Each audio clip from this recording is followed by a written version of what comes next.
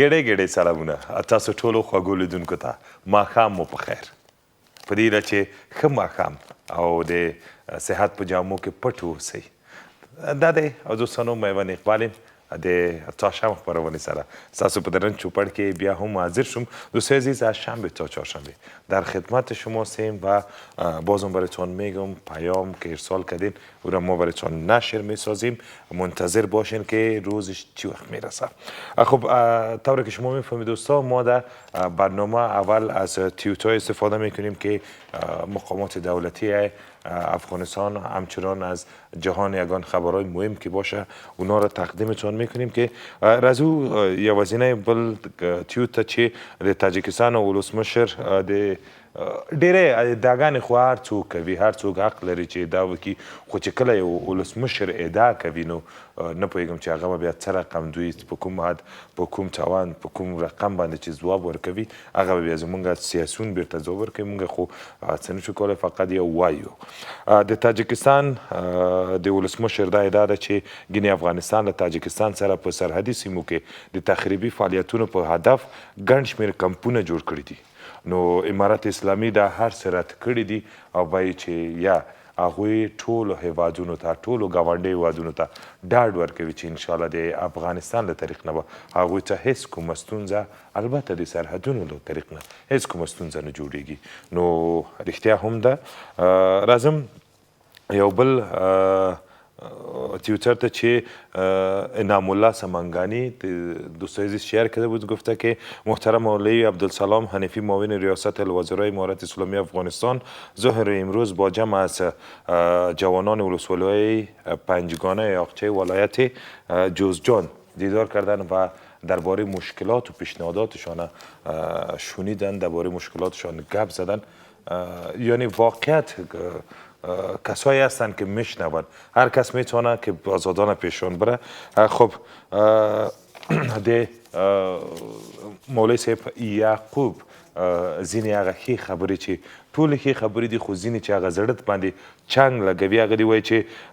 هغوی هغه پوځیان انجینران او پیلوټانو ته چې بهرنیو هیوادونو ته تللي بلنه ورکوي چې خپل هیواد ته راشئ په ډېرو هیوادونو کې مو عزت نشته موږ په دومره مینه قدر او درناوی درکو چې پخوانی رژیم به مو له هیره وځي او بله خبره چې ډېر خوندوره ده وایي چې موږ به مو تر هغوی ډېر ونازوو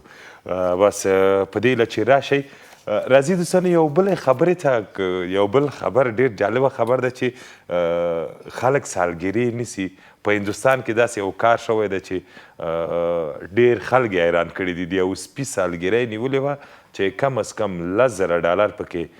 مصرف شوي وو چې ورپسې پولیس راغلي هغه خلک یې نیولي دي بولي دي زندان ته او چې په دې چې کرونا یې جدي نه وه نیولې نو هلته خو قانون ده سپي سالګره خو زه نور به څه نه وایم او رښتیا دوستانو عاصم ولاړ ده موږ ته په تمه ده نو ورځو به عاصم ته چې عاصم چیرته تللی او کوم گزارش موږ ته راکوي عاصم جان سلام بیادر هم کمی گزارش تا زودتر خلاص که بیادر که میمان ما آمده درست است میوان جان سلام عرض ادب ما فعلا در دمی بازار کوچه خیابان مشهور هستی جا میوان عزیز سلام خدمت خودت خدمت مهمان عزیز و هموطنای گل امشب بازم آمدیم طبق معمول یک گزارش تازه از کوچه خیابان یازرستی مایی فروشی براتان یک فضای خیلی جالب براتان امشب به تصویر میکشم تا پایان گزارش مرا همراهی کنین یکی از رفیقای ما میجه یک شاهزاده هم تو تر تازه با یک کلاه خیلی مقبول همراه ما است یک لباس خیلی گرم سلام سلام علیکم خوب هستین شب شما بخیر خوب هستین باش که دست خالی نمونه شد سلامت باشه چی حال داری بخیر هستین شکر الحمدلله خوب یک تیپک جالب ترکی دارین چی کنیم دیگه نمی غریبی است دیگه میگذره دیگه می رقم باید دوای سرد است خدا گرم نگاه کنی که سرما نخوری بعد از کار و بار میمونی خوب است چه خوب مایای جالب دو صاحب هر نوع ماهی چقدر ماهی از کجا میشه من بیخی حیران به خدا مانده این همش از فارمای پاکستان میاد از لاور میاد از پنڈی میاد ماهی از کلش از شهر پاکستان میاد میاره که ماهی بگیره بازم قیمت است والا ماهی را خب ما قیمت نمیکنیم. ماهی که کلدار که می تا بالا میشه، ماهی را ماهی فروش های تجارا بلند میکنن. اگر بر نرخ کلدار خریداری شه و ارزان باید گرفت. اینال باز کلدار که پس به افغانی ضرب بزنی بازم در هر 1000 روپیش 30 روپه 40 روپه یا 100 روپه تفاوت میکنه. شما کیلو چند ماهی را به فروش میرسید؟ ماهی هر نوع است، هر کدامش از خود نرخ داره. مثلا این ماهی بزرگتر این ماهی بزرگ به نام ماهی کراس میگه، او را به نام ماهی سلوار میگه، او را به نام ماهی چین میگه. پولیش هم ماهی کراس خورده است، پولیش روی سفید است، این را میگه به نام روی سیاه، یا هم کراس های کلان است و هم ماهی بخار لقب دیگه دلفینکا هستین یک شوخی کردیم. فرق نمیکنه. این ماهی کراس و ماهی بخار است. پولیش هم همون ماهی رو میگه روی سفید است. 1000 ماهی 390 می باشه. خرد کلان متوسط. چند قیمتا شروع شده تا چند است؟ قیمت ها از هم 120 شروع تا 350 300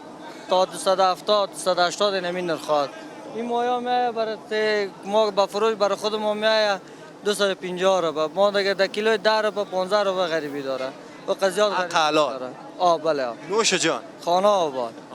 بخیر باشید، در کاربار برکت بریم خبر دیگه در کار کدام ماهی اشتیا داری بر او کرایی و محض در خدمتتان است. خانه آباد بخیر باشید. ما دوستای عزیز پیشتر میم رفیقا مرا اجازه بتین. آرون جان دکان جمع کنه. آرون کی از شاهزاده؟ خوب هستی؟ بخیر هستی لالا، بخیر هستی. آرام آرامی سر کی صدا که دیگه دکان جمع کنه؟ مالا سر مشاگردم. او هم آرون نام داره؟ نام از آرون نام ما قیس است. قیس. خب حالا یکم صدا مدام میکنه نه آمد خپا چپ بفروشین مایی؟ والا دیگه بازار از بچش در جایش دیگه صدا در جایش. اجازه صدا نیست. نه دیگه خب مردم از من بازار کاروبار نه. من میگم چراغ کار اگه روشن کنین که ما بیشتر دیر شده میگه اید نفهمیدیم که ماییست. کمی بازار که نباشه بازم چراغ کم مزه نمیده که برنج کنی. ها تو با یک بازار موبایل هم اگه روشن کنیم میشه. اصلا تو چراغای سیره بکرام میتن میاره. چطور است کت مایا چطور است روزگارت؟ حالا هستیم دیگه 2410 24 ساعت شب 10 بجه برو صبح 6 بجه بعد دیگه نمی کاروبار مزارتی است. بیخی بگو خودمون مایی وارد شدیم ها. والا استماز دیگه شاهزاده هستی قربانت در کاربارت برکت.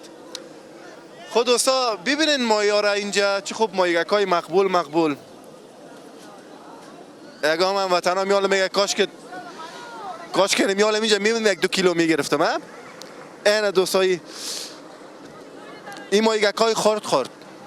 دانش سپیشل مای دیو چی نام داره این مایی؟ دا مای چی میگی چه مای والا چسپی مایی کنه این طرف یک رویتا ببینه نه رویتا شاهزاده سلام السلام علیکم خوب هستین بخیر هستین خیر خود خوش خوشخوی هستین شکر الحمدلله فضل خدای تاس که جوړ است شکر مایی خوردن آمدین مایی خریدن راغلو مای ته مای واخصل زتیداد خیره روان کور که خرود ماشومان سره نوش جان که تو خوري وسه تا سلامت فکر کو به ما رسید اما قصه بوی کباب خشونیدی نه قربانت بخیر با عزت خیرات چه خدمت سلامت منن دوستان عزیز همین افغانای ما را هر وقت که ببینی اونمو مهمان نوازیشانه است اگر یک کاسه یک ذره امراج باشه اونمو نان و دان خود کدگاه تقسیم میکنن بیشتر برین میخوایم بازم تصویر داشته باشیم ای شاهزاده را گیر کردیم بیا که اصل جای گیر کردیم اوی نام خدا اینه سلام و علیکم السلام چطور هستی؟ آه شاهزاده صداقت نه یا نمیه بچیم خودت شاگرد هستی اینجا؟ نه خالت فروش آدم هستم خب خالت فروشی میکنی بازی مایی هم پاک میکنی فامیل هم خرچ میبری روز چند کار میکنی بچیم؟ 200 روپه گیر میکنم 100 روپه؟ آرام باش بیشتر از این دوستای عزیز نمیخوایم صحبت کنم وقتی که این طبقه رو میبینم بجایی که خوشم ناراحتم میشم این را از اخلاص میگم براتون دوستا باور کنین وقتش هست که باید درس و تعلیم اما متاسفانه در افغانستان کالای شاخر همیشه اطفال میکنه با امید از که یک روز برسه که همه هموطنا خصوصا این کودکا به درس‌های خود ادامه بدن در یک فضای امی لحظه باید در یک بخاری گرم در خانه که آرام باید باشه اما شرایط است خب چند دقیقه دیگه وقت داریم خداحافظی است. دوستا این راسته کلا مایی است، قسمی که میبینین بیشتر هر قدر بریم بسیار فضای جالب برای من. اولی بار است یک جای میبینم و وقت متاسفانه کم است. از استودیوی مرکزی هم اشاره میکنن که گزارش ختم کو که میمانم منتظر است. قربانت میوند عزیز، صدای من میشنوی؟ میشنوم. تشکر. عزیز دل، خسته نباشی.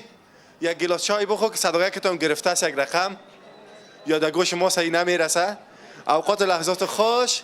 شب خوش برای همه هموطنا. تشکر عاصم عزیز. عاصم جان، مرا در جنجال انداختی بیادر. با ما زنگ آمده گفته که عاصم بگو که با ما ماهی بیاری خانه، که بیاری دفتر، باز ما باید ماهی خانه برم. بیادر دیگه از خوردنی ها نگی، یک چیزی باش که برو پیش سمت فروش، پیش خشت فروش، برو ماهی تاوانی با که دیگه. تشکر عاصم عزیز، تشکر از احساست به اطفالی که بود. قربانت بیادر. ما اون گپ یگان تو جگر هستی. خب دوستان عزیز، میخوایم براتون بگویم درباره واتساپ ما. شما با ما پیام بفرستین، یگان تصویرکای مقبول زیبا اگر دارین او را بفرستین. ما میخوایم که در برنامه تا شام تقدیم هموطنان خود کنیم. موبایل را این گونه گرفته، یکی این گونه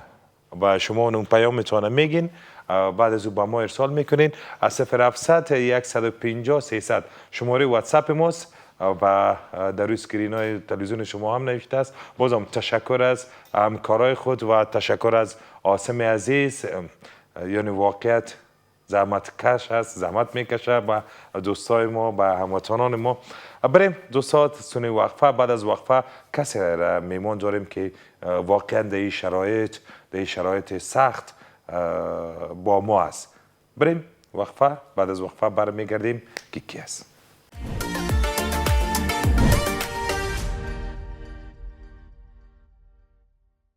بیا هم خواهگو دوستان ورکلی ستړي میشئ په خیره وګرځېدئ خپرونې ته لکه څرنګه مې چې واژمنه کړې وه تاسو سره چې میلمه راسره ده او صفت ستاینه یې ما مخکې هم وکړه. نو اوس راسره په سیټ کې ناست دی او هغه تاسو کومې پوښتنې چې دي هغه به ترې کوو. خامخا موسم همداسې موسم دی چې دا میلمه موږ ته ډېر زیات ضرور دی. او د یو بله خبره دوستانو وکړم چې خوشبختانه چې کله ورسره کښېنې په کیسو په خبرو هغه داسې احساس کوي چې لاس کلن ملګری دی. ده الله دې داسې کسان ډېر کړي په دولت کې. پوهېږئ چې څوک دی دوستانو؟ حکمت الله میوندي دی د برېښنا ریاست او بیان دی. ستړی مه شئ میوندي صاحب، خیر راغلی خپرونې ته. ډېره زیاته مننه. تر هر څه مخکې تاسو ته سلامونه او درنښت وړاندې کوم، د سټوډیو همکارانو ته او د تلویزیون لیدونکو ته. خدای دې وکړي چې د ژمي سړې شپې مو تر دې مهاله ښې تېرې کړي. بس خیر اوسې، کور دې ودان. ځینې کسان دي چې ورته ګوري سترګو دې خوند اخلي دي، لکه ماشاءالله تاسو اوس نه غواړم چې مخامخ درته ویم. هغه نوراني څېرې هم زیاتره وخت یې اورېدلې، نو شته اوس ډېری ګورو په خپلو سترګو باندې. نو موږ ډېره پخوانۍ خبره ده وایي الله دې درته روزي کړي، الله دې په ځوانۍ برکت کړه. او ډېره مننه چې راغلې، زموږ دعوت دې ومنه په دې سړه هوا کې. ښه دا راته ووایه چې څنګه یخې هوا سره یخ هوا دې خوښېږي که ګرمه؟ ولا چې دا خو موسمونه خو ټول ښه موسمونه دي، خو زما یخ هوا ډېره خوښېږي. یخ هوا مې ځکه خوښېږي چې کولی سې چې ښه ګرم لباس واغوندې او یعنې ځان وساتلی سې. خو ګرمي چې ده یو څه چې هر څونه لاره ورته پیدا کوي نه پیدا کېږي. ژمی ډېر ښه ډېر ښایسته، باران یې جلا خوند لري، واوره یې جلا خوند لري. موږ د کنداریانو په اصطلاح هغه د دربې ورځ یې جلا خوند لري. نه دا ژمی ډېر خوندونه ډېر ښه نعمتونه لري. بلکل. کندهار دی یاد که دا کندهار ځوانان د ځوان هلکان چې دي دوی زیاتره چې لږ شوخ طبیعته دي او دا ناسته ډېره خوښوي، یعنې چې ورشي په قدر دې مړوي. هغه څنګه چې څونه وخت شو چې کابل ته راغلی کندهار ته نه یې تللی؟ زه تقریبا ډېر وخت کېږي چې دلته راغلی یم او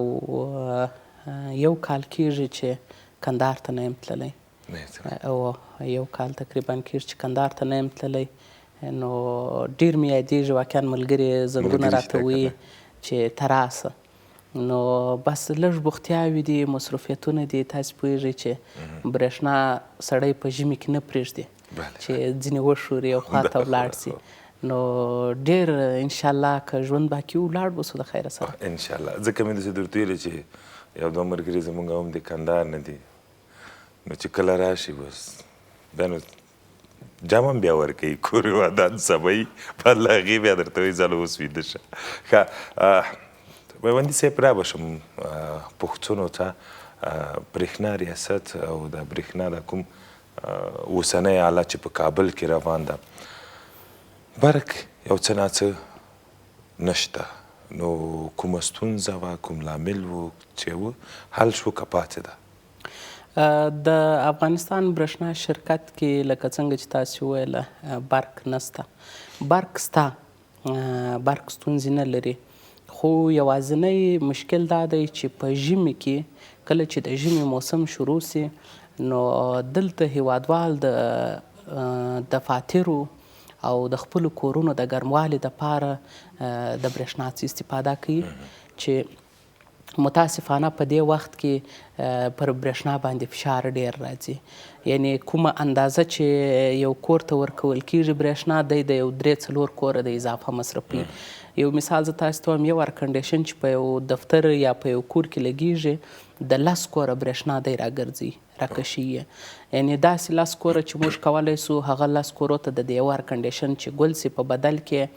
هغه ته برق ورکړو چې هغه خپل اتاقونه په روښانه کړي هغه وکولی سي خپل تلویزیون په روښانه کړي هغه کولی سي چې مثلا خپل اوبه واخلي یعنی هغه ضرورتونه چې د کم کورنۍ دپاره دي هغه په حل کې خو متاسفانه که چیرې موږ ایرکنډیشن لګو نو نه د دې سره چې پر موږ خپله مصرف ډېر راځي د دې ترڅنګ د یو بل مسکین د یو غریب د کوره څخه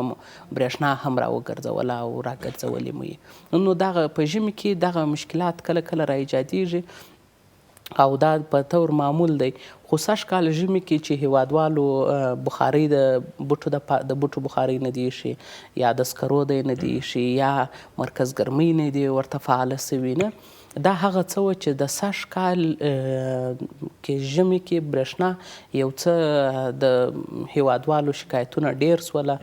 خو خوشبختانه درته وایم چې موږ په دې برخه کې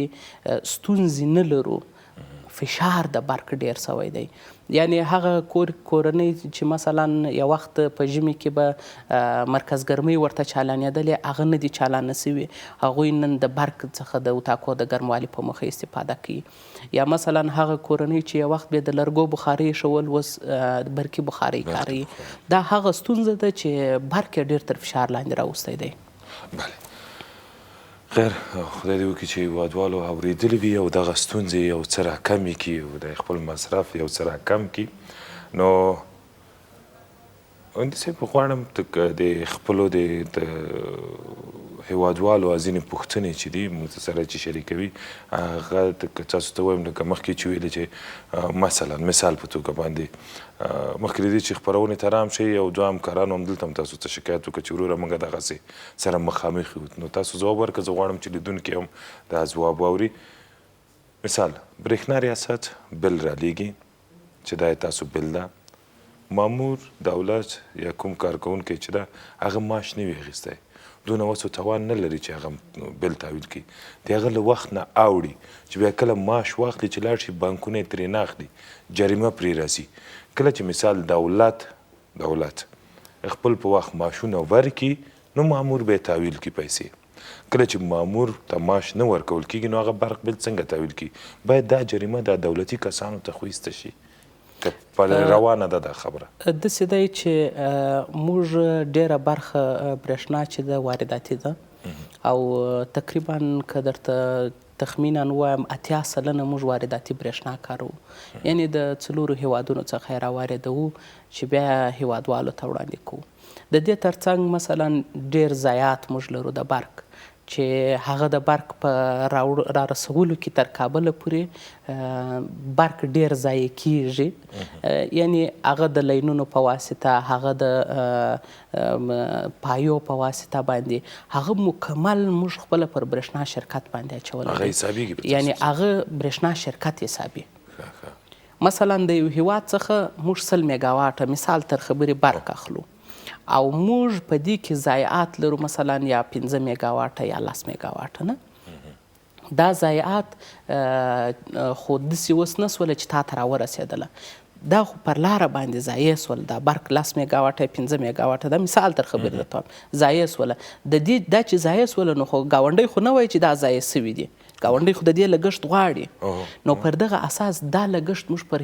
مشتریانو نه ورباندې وراچوو، یعنې پر مشترکینو ته دا لګښت نه ورباندې وراچول کیږي. که څه هم تاسې ګورئ چې څونې ډالر لوړ ولاړ سي، څونې مشکلات را ایجاد سي، خو بیا هم په تعرفه کې په بل کې هیڅ مشکل نه راځي. خو زموږ هم مقابل د هیوادوالو څخه تقاضا ده، د موږ یو شرکت یو، موږ مجبور یو چې پر وخت باندې پیسې ګاونډي هیوادو ته ورکو. که چیرې خدای نخواسته دغه ستونزه را ایجاد سي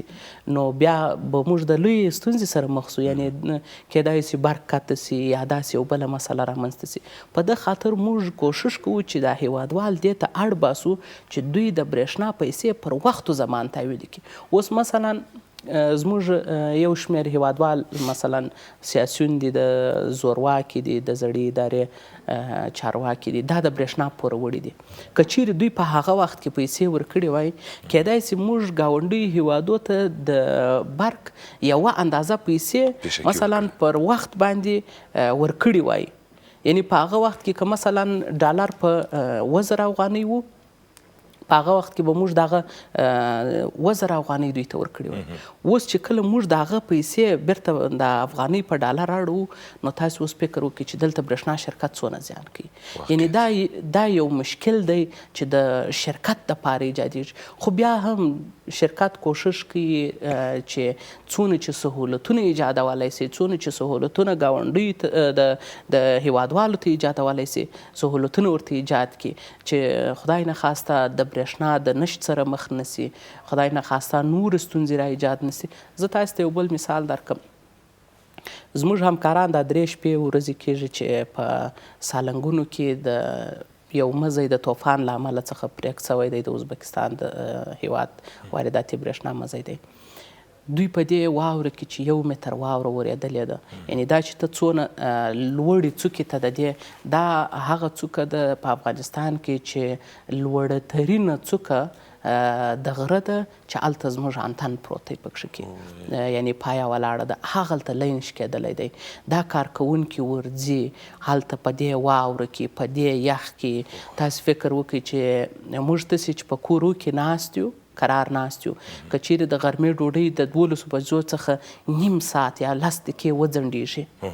نو په کور کې به مو څه حال جوړ کړی چې دیګ دې ولې ناوخته کړی دی. او دا مسلمانان چې تقریبا موږ چې ولاړلو دغه زموږ همکاران چې هغه لوړې څوکې ته ورختل 2.5 ساعته یې د پښو مزل کوی په واوره کې. نو چې کله دوی ته ډوډۍ وررسیږي، دوی په هغه یخ کې نه د ډوډۍ به دی څنګه خوند اخلي، دی به هغه کار. مګم برېښنا شرکت کارکوونکي کوشش کوي چې هیوادوالو ته برق جوړ کړي، برق تنظیم کړي، برق سم کړي. یعنې که چیرې موږ تاسې د دې خپلو کارکوونکو کارونه راواخلو، ویې ګورو، یعنې هغه پښتو کې یو متل دی وایي چې زړه درد وکړي تر ړندې سترګې به وښکرا سي. زه هغه ورځ ورغلم، واقعا ومې لیدله. زه ته 25 دقیقې په واوره کې مې مزل وکړی. نو هغه انجینر ته مې ویل چې وروره دا پایه نوره څونه لوړه ده؟ وایي صاحب یک 2.5 ساعت را مانده. نو ما ویله ښه 2.5 ساعته لا نور هم پاته ده، یعنې مجموعاً 3 ساعته لار ده. واره مې ورته وویل مالیاره شریکه زه خو نو بالا په وسه ولاړ زه به دلته ودرېږم نو دغه دی ځکه هلته خو د مازدیګر موسم هم چې سي بیا خو نو تاسو پوهېږئ چې یخ چې د لمر نوکی سیوری سي بیخي عادي باد یې داسې دی لکه سخترین باد نو یعنی شرکت رهبري شرکت کارکوونکي د هغه مشر څخه تر هغه کشره پورې ټول په دې هڅه کې دي چې څنګه کولی سو هیوادوالو ته غوره برېښنا ورکړو څنګه کولی سو هیوادوالو ته د قناعت وړ برېښنا ورکړو خو په مقابل کې موږ د هیوادوالو څخه هم څه غواړو یو دا دی چې پر وخت خپل بلونه تحویل کړي یو دا دی چې لطفا برېښنا د ضرورت پر اساس وکاروئ بې ضرورته یې مه کاروئ موږ ولاړ سو ځینو د کورو کې ایرکنډیشنونه لګیږي یعنې دا ته اوس ګوره تا د یو کونډې د یو یتیم د یو بېوزلي د کوره څخه دغونه برېښنا تا نه ده ورته ورکړې په دې ایرکنډیشن لګولو سره چې هغه وکولی سي اوبه ځان ته راواخلي یعنې موږ دا شیان باید په نظر کې ولرو بس انشاءالله همداسې به وشي ورځو یوې دمې ته له دمې نه به راوګرځو نو خبرې مو ډېرې خوږې دي کیسې به سره کوو ورځئ دوستانو دمې ته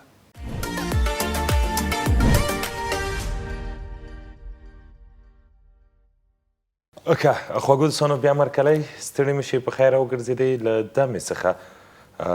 مهندي صاحب یو خبره مې ذهن ته راغله هغه مماتیان څه شول پای به چې الوزولی شته داسې کسان که نه لاړل موږ اوس الحمدلله مماتیان لرو او اوس دا ستونزه مکمله حل سوې ده موږ د خپلو امنیتي ادارو سره هم خبرې کړې دي او د دې ترڅنګ زموږ همکاران هم دې ته ډېر متوجه دي انشاءالله د دې څخه وروسته نه مخکې وه په دا تېرو څلورو میاشتو کې نه به وروسته د خیره سره داسې څوک را پیدا سي بله خدای دې وکړي چې همداسې وي او یو خبره بله اوس امرونه ورکوي اوس امر څوک کولی شي چې مثلا کور یې 3 منزلی وي 3 منزله امر یې د ښاروالۍ نه اخیستی وي 1 میټر پکې لګېدلی دوی غواړي چې هغه 2 میټرو ته واړوي هغه امرونه اوس ورکوئ که نه هغه بند دي لکه څو موده مخکې خو بند و په ژمي کې په مجموع کې موږ تازه برېښنا نه توزیع کوو یعنې تازه میټرونه توزیع بند او هغه سیمې چې برق نه لري په ژمي کې ورته برق نه ورکوو په دې خاطر باندې چې په ژمي کې ما مخکې تاسو ته وویله چې د برق فشار ډېر نو دا چې کومه تقاضا کوم تولید موږ لرو او بیا تقاضا په ژمي کې تر هغه ډېرېږي مثلا اوس موږ په ژمي کې لرو 3,500 میګاواټه برق او دا کابل زون ورته ضرورت لري مثلا 200 ته یعنې که چیرې موږ نوې هم شروع کړو دا بیا یو څه ستونزمن کیږي موږ بیا دا پروسه همیشه په ژمي کې درو په پسرلي کې شروع کوو په حمل میاشت کې بیا شروع کیږي خو هغه کورونه چې یو کواله ولري یعنی مثلا داسې وي چې بلاک نه وي هغوی ته موږ یعنی یو کور ته 1 میټر ورکوو اضافه نه ورکوو ولو چې 10 منزله یې پورته کړي خو چې که چیرې د بلاک شکل ولري بیا هر میټر جلا لرلی سي او که څوک میوندي وپېژني بیا هغه څنګه که یې وپېژني نو که چیرې میوندي داسې یو کار وکړي میوندي مجازات کېږي مونږ نو په تا ټیم ورنکړو چېرته که خیر راځم شخصي ژوند ته دی سپورت سره مو مینه شته علاقه مو شته زه ډېره علاقه د ویلو سره لرم د لوستلو سره لرم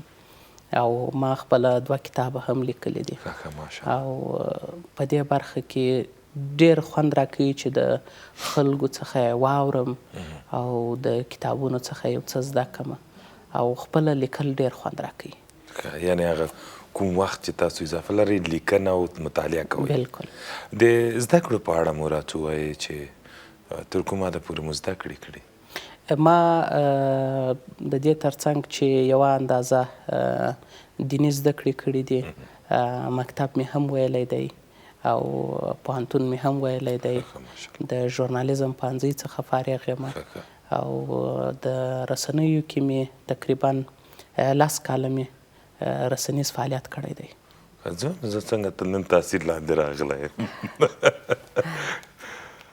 ډېری کومې خپرونې دي خوښېږي چې کومې خپرونې مخته یوسي خوښېږي دي اوس مان چې مثال په تلویزیون کې خپرونه ولري ما ته ډېر خوند راکوي چې زه د خبرونو نطاق اوسم خبرونه مخته ویسم ځکه زموږ چې کله پوهنځی کې درجه بندي کېدله نو ما مطبوعاتو برخه واخیستله یو رادیو تلویزیون دی او یو مطبوعات دي دا مطبوعات بیا یو څه پکښې کې ښه والی دا لري چې کولی سي رادیو تلویزیون کې مې استفاده وکړي نو ما مطبوعات ځکه خوښ کړه چې د لیکوالۍ سره مې ډېر شوق علاقه درلودله بله خیر اوسې نو زموږ همکارانو یو طنز چمتو کړی د لیدونکو لپاره د اریانا د ارشیف څخه ابه وګورو و به ورو بیرته به راوګرځو صحیح ورځئ دوستانو طنز ته بیرته راوګرځئ بچه دم دکان برو که کسم تشاوره ما رو نبره که مکت کوکایت کم کار دارم دکانم فکر تویگی لال عبدالحمید اینی بچگه که تبیگی خدا برای خودت خوب کنه والله بل از روز کامده گفتم والله اگر ما اونو دو تا شاگرد دیگه اگر نانش کم سیر از پیش ازی خورده بتانیم علالای نمیره میخوره بازو خوردنش خب به هر صورت دخل میزنه از این سوکی سوتر بشه 2 تا 3 تا گلاس هم ایده میکنه و بیادر من تو شاگرد چی کنم تو آوردیش که بگم میره شاگرد من بیادر زاده خود کشیدم ایره گرفتم آخرم هم دوست برآمد هم تو یک رقم دست پاچه است چه گلاس ها رو ایده میکنه هر از پیشش گم میشه تیشه از پیشش گم میشه من تو شاگرد چی کنم گوش که خو امی خودت خو ما اندیوال گفتم برادر گفتم یک مرمو تو ده یک میدان توش لبازی کردیم امور خدا یادت بیار از یادم است های چطور کنم تو بود و قربان چو ما خودت یک آدم دلکلان یک آدم چشم سیر گفته اینه میره پیش شاگرد ماندم تو رو با خدا شرم نمی کنی که این آدم دکان جاب میدی حال دل من اینه قرد دیگه پل چیز دوزی کنه دخل دوزی کنه و پیالا رو بشکنه نه رو تیشه گم شوه او گم شوه او گم شوه خلیفه چی میگه؟ خلیفه دروغ میگه چی میگه شاگرد چی میگه؟ عبدالحمید جان صدقه چومی دروغ میگه چی میگه خلیفه؟ دروغ میگه والا که در دکان گلاس باشه چی میگه شاگردت؟ نه تکو شاگردت چی میگه؟ شاگرد دروغ میگه چی میگه خلیفه؟ دروغ میگه چی میگه شاگرد لبه داره با قرآن خدا چی میگه؟ شاگرد چی میگه؟ من میگم دروغ میگه دخل زد پیالا را شکستان ترموز از مابین دکان گم نشد عراق تیشه گم شد اسکنه نیست هیچ چیز در دکان من از روز که نمی بچه تو آمده در دکان من نمانده امی بچه طبیعی ببر و بیادر جان و عبدالحمید خلیفه چی میگه؟ میشنوی گوش داری؟ گوش دارم دروغ میگه دروغ شاگرد چی میگه؟ این دروغ میگه 8 تا پیاله شکست دخل زد خب اسکنه نمانده سنبه در دکان نمانده ترموس نو سوچه گم شده هیچ چیز در دکانم نمانده خلیفه چی میگه؟ خلیفه دروغ گوش چی میگه؟ خلیفه چی میگه؟ دروغ میگه بیادر امی شاگرد چی میگه؟ تو گوش داری؟ دروغ میگه 6 تا پیاله در دکان نیست دخل زد ترموس نو سوچه گم شد نه اسکنه مانده در دکان نه سنبه مانده دکان نه عره مانده دکان از روزی که بچه تا آمده هیچ چیز در دکانم نمانده خلیفه عبدالحمید جان او بچه خلیفه چی میگه؟ خلیفه دروغ میگه شاگرد چی میگه؟ خاک میگه شاگردم چی میگه؟ خود دروغ میگه او بیادر ما برات یک راه حل نشان میدم خب؟ خوب گوش کن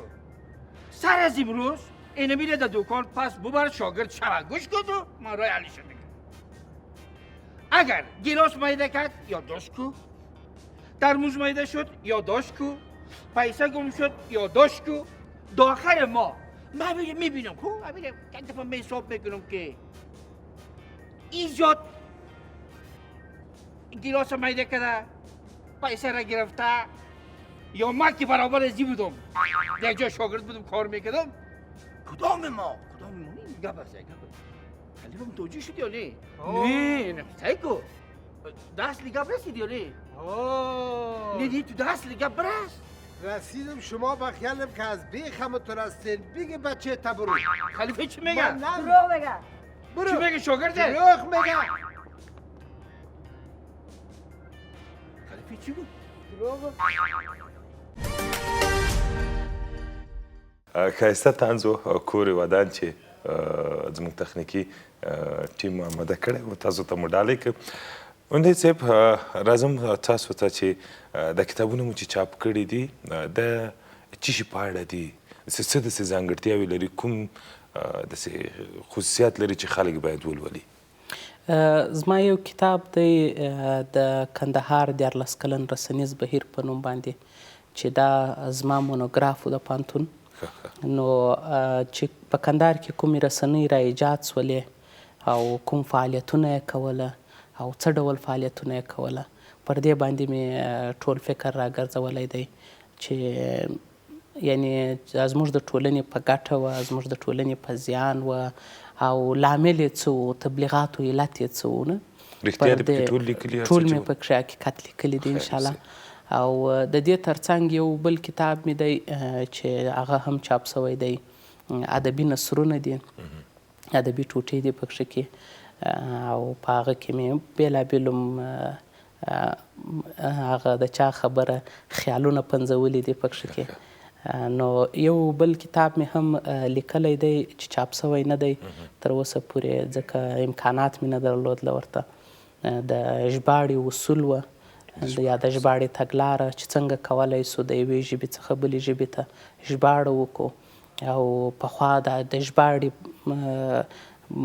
مسله د کم ځای را شروع سوله او تر کم ځای پورې ده په دغه برخو کې مې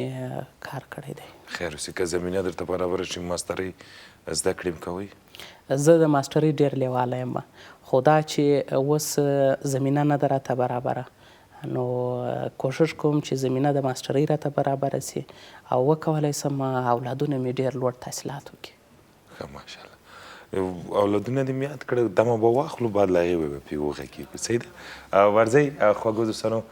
دمې ته او له دمې نه چې راوګرځېدئ موږ یې ستاسو په خدمت کې یو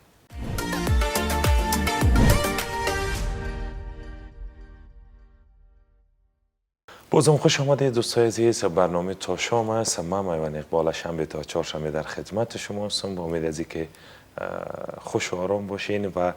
مهمان عزیز ما سخنگوی ریاست برشناس و با ما هست ما سوالایی که هموطنان ما خواستار ازی بودن که ما از پیش از او بپرسم پرسیدم دیگه سوالا هم مانده او رو میپرسم او مهندس مخکمه لیکنه چې رازم شخصي پوښتنو ته څو بچیان مو دي زما الحمدلله 3 زامن دي چې ډېر واړه دي یو اوس کورنۍ کور کې دیني درسونه وایي او انشاءالله که ژوند باقي و کال ته به د خیره سره یو مکتب و مدرسې ته د خیره سره شامل کو چې شخصي مکتب ته لګي که دولتي ته نو وګورو چې هغه حالات وګورو چې کوم یو راته نږدې دی کوم یو راته امکانات برابرېږي انشاءالله هغه بس خیر دې وي نو ګوره د پروډیوسر راته وویل چې 4 ودونه کړي که 3 ودونه دې کړي دي پازه به ولګي خو زه نه غواړم چې هغه یاد کړم نو ما یو ځله ویلي و چې زه بل واده تصمیم لرم ما اصل میلمه په هغه کوو چې جذبه کې راولم هغه چې وایي زه څه خبر وم چې زه خپله په هغه جومات ته مو شپه کېږي خو خیر نو مهندس صاحب دا راته وایي چې په آینده کې دغه کوم مزي چې په دې ښار کې دي اوس هم ډېر زیات مشکلات لري مثلا چې واوره یا باران چې کېږي شهرتیانې ډېرې زیاتې کېږي یا دا جم بکسونه چې کوم ځایو کې دي هغه چاویږي یا مثلا د برق شهرتۍ له امله دا لاینونه به داسې کوم وخت راشي چې دا ټول داسې د ښار نه ورک شي لکه هغه ځینې اروپایي ملکونه چې دي ښه کیدای سي دا یو اوږدمهالی پلان واوسي د اوس دپاره تر ټولو مهمه او اړینه موضوع دا ده چې موږ وکولی سو په افغانستان کې برېښنا خپلواکه کړو او کومه 80 سلنه چې موږ وارداتي برېښنا لرو وکولی سو حد اقل دا وارداتي د 80 څخه راټیټه کړو، یعنی کمه یې کړو، د وخت په تېرېدو سره دا رالنډه سي راکښته سي. نو تر ټولو دغه مهم دی چې دا چارې وسي. انشاءالله هیواد د پرمختګ په حال کې دی. انشاءالله موږ به په راتلونکي کې داسې یو افغانستان ولرو چې موږ تاسې به ډېر کم فکر کړی وي. بالکل. په ټوله نړۍ کې د افغانستان پلازمینه یا پایتخت کابل یوازینی پایتخت دی چې 4 ساعته برق لري. یعنی داسې وخت به راشي چې 4 ساعته مکمل برق ولري، لاړ نه شي. انشاءالله هم به داسې وخت راسي چې پایتخت به برق ولري او هم به انشاءالله داسې وخت راسي چې هر کلی و هر وطن به مو په برق باندې روښانه وي او نه تنها د برق په برخه کې خپل تولیدات به لرو، خپل زراعت به لرو، خپل یعنی هغه مصرفي هیواد به نه یو تولیدي هیواد به یو او دا ټول په هغه وخت کې امکانات کم لیدل کېدله چې موږ خپلواک نه وو. اوس الحمدلله افغانستان خپلواک دی، اوس افغانستان آزاد دی. اوس د افغانستان د خپلواکیو د ازادۍ ترڅنګ داسې ما او تا غوندې ځوانانو ته اړتیا لري چې وکولی سو په هره برخه کې چې موږ تاسې وړتیا ولرو خپله وړتیا په کار واچو او د ازادۍ او خپلواکۍ ترڅنګ یې پر پښو هم ودرو، یعنی اقتصادي پیاوړتیا او وده یې هم ورپه نصیب کړو. زموږ د یو بل سوال ته د بندونو په اړه غواړم دا وپوښتم، آیا د بندونو باندې کار روان ده یا تاسو پروژه د ځینې بندونه چې دي یعنی کار نیم کاله شوی و یا نیم کاله پاتې ده؟ مخکې ځینو داسې لاسونه ول پکې چې که 1 میلیون بجټ ورته راووته هغه فکر وکړئ چې 2 لکه پرې مصرفېدې 8 لکه روپۍ نورې شخصي خرچې کېدې. یعنی دا بندونه به فعالېږي، موږ به د وارداتي له برق نه خلاص شو په نږدې وخت کې، که نه اوبه هر څه خو لرو. بالکل دا د بندونو د فعالېدو پر هغه باندې د کار چې څومره پیل سوی دی او څومره نه دی پیل سوی، د اوبو انرژۍ وزارت انشاءالله چې په دې اړه به شاید ځواب ولري او هغوی به معلومات ولري. خو د افغانستان برېښنا شرکت په ټوله کې هڅه دا کوي چې وکولی سو د هرې ممکنې لارې څخه لکه څنګه چې موږ د ایران هیواد سره د 2022 کال تر پایه پورې تړون وکړی چې د مخه به موږ ته وارداتي برېښنا راکوي. د هغوی څخه مو د غونډې په یوه څنډه کې دا غوښتنه هم وکړله چې راسي افغانستان ته او د بادي برېښنا په برخه کې پانګونه وکړي. همداسې یعنې د دې ترڅنګ د سکرو د برېښنا په اړه باندې مو هم ډېر کوشش کړی دی چې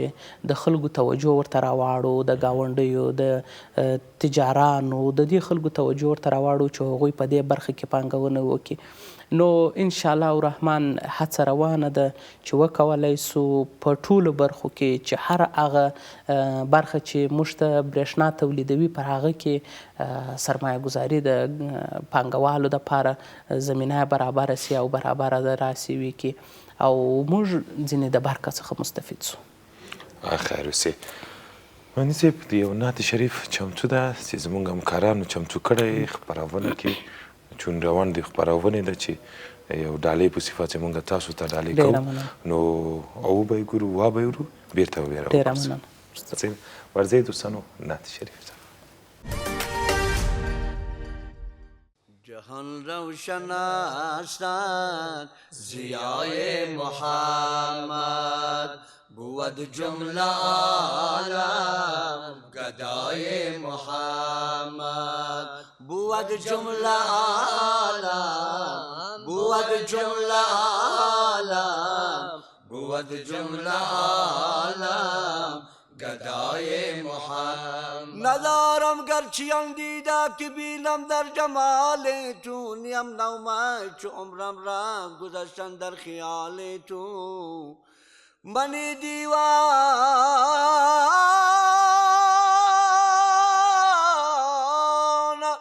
در دوزخ و زنجیری تو خوش باشم اگر یک بار پرسی تو که مجنون چیز حال تو چو بوی عشق تو آید ز مغز استخوان من نسوزاند مرا آتش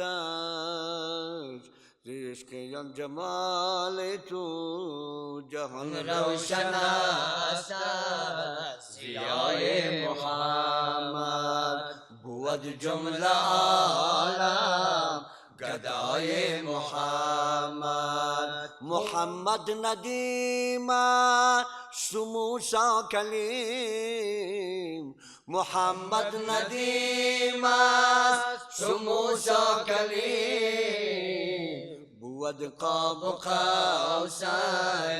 نجای محمد ای که اورنگ به قوسین یود نداری مسند فوق تر از عرش مولا داری از زمین تا به سماوات مقام ملکوت بینان پیک یمین امر و امرا داری رخ یوسف دمی شاید بیضا داری آنچه خوبان همه دارن تو تنها داری با خدا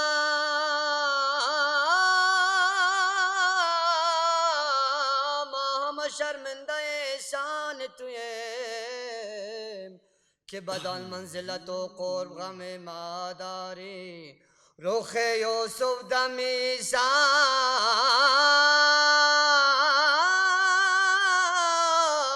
بیضا داری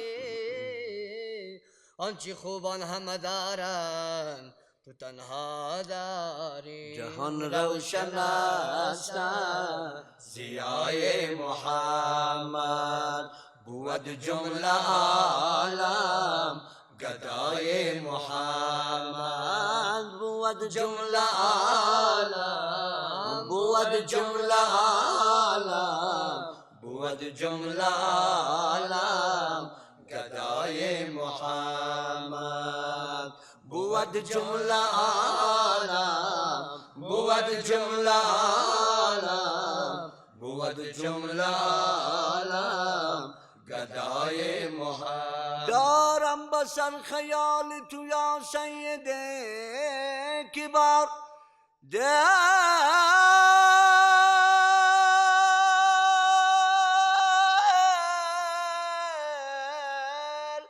در هوای کوی تو بی صبر و بی قرار ای آشمی نسب نداره کن بسوی ما که از رحمت تو ما همه هستیم امیدوار به بوی تو دماغ بود خالی از عوض چشمان ما بسوی دیار تو اشکبار زار و نزار گشت خطی باز اجر تو رحم نما طبیب بسرش یک قدم گذار هزاران درود و هزار دیگر زما باد بر روح خیرون بشر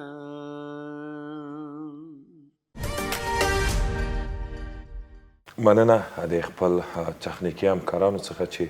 ښایسته نعت شریف یې موږ ته ډالۍ کړه او موږ خپل میلمه ته ډالۍ کړه مهندي صاحب غواړم دغه څلور هېوادونو نه چې تاسو د کوم قرارداد چې مخکې ورسره شوی و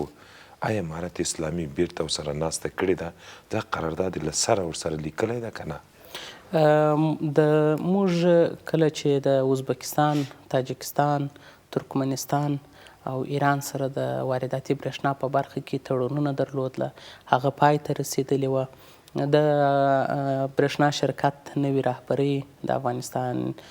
دولت وکولی سول چې دا قراردادونه دا تړونونه بیا ځلې تازه کړي چې له امله څخه به هر هیواد د 2022 کال تر پایه پورې موږ ته د وارداتي برېښنا راکوي او دا قراردادونه سوي دي. انشاءالله په دې برخه کې یو شمېر ستونزې چې رسنیو کې را پیدا سوي وې او تشویشونه را پیدا سوي وه چې ګواکې په دې ژمي کې کوم ګاونډي هیواد برق قطع کړی دی پر افغانستان باندې، نو دا بې بنسټه وه. هیچا برق نه و قطع کړی. ما مخکې تاسو ته د مشکلاتو یادونه وکړه چې یوازینی مشکل دا و چې اوس خلک د سکرو یا د لرګیو د بخاریو پر ځای باندې د برق بخاري کاروي. نو پر دغه اساس باندې برق یو څه دغه سوی تر فشار لاندې راغلی و او ځینې ساحې چې هیوادوال داسې فکر کوي چې مثلا په دغه ساحه کې ډېر برق شته او په دې ساحه کې نسته، هغه یوازینی لامل او دلیل یې دا دی چې یوه ساحه چې د ډېر اضافه باره کیږي. اضافه باري هغه وخت رامنځته کیږي چې دوی د برقي وسایلو څخه تر حد ډېره استفاده وکړي. نو بیا چې دوی اضافه باره سي بیا موږ پر دوی برق قطع کوو، ولو چې هغه د دوی د وخت پرچوي هم نه وي، ځکه بیا په لاینونو کې مشکل را ایجادوي نو برق پر کموي. خیر اوسئ، سلامت. ډېره زیاته مننه ورور چې راغلې خپرونې ته. بس الله دې تل مددګاره اوسه. شکر چې تاسو خو د ځوانان په دې دولت کې شتون لري چې د خلکو غم ورسره ده. الله مو وساته. کور مو ودان. دوستانو له مهندس صاحب څخه ډېره زیاته مننه. او که تاسو چېرته غواړئ خپل پیام راواستوئ، خپل انځورونه راواستوئ، ښایسته انځورونه، پیامونه راواستوئ خپرونې ته، نو زموږ د واتساپ شمېره ستاسو د تلویزیون په سکرین باندې هم ده او زه به یې هم ووایم 0 3 سوه دا زموږ د واتساپ شمېره ده. تر بیا چې زه میوند اقبال ستاسو په درانه چوپړ کې حاضرېږم. خوشحاله او سوکاله ژوند ولرئ د یو مټي افغانستان په هیله. زنده باد افغانستان. الله پاک.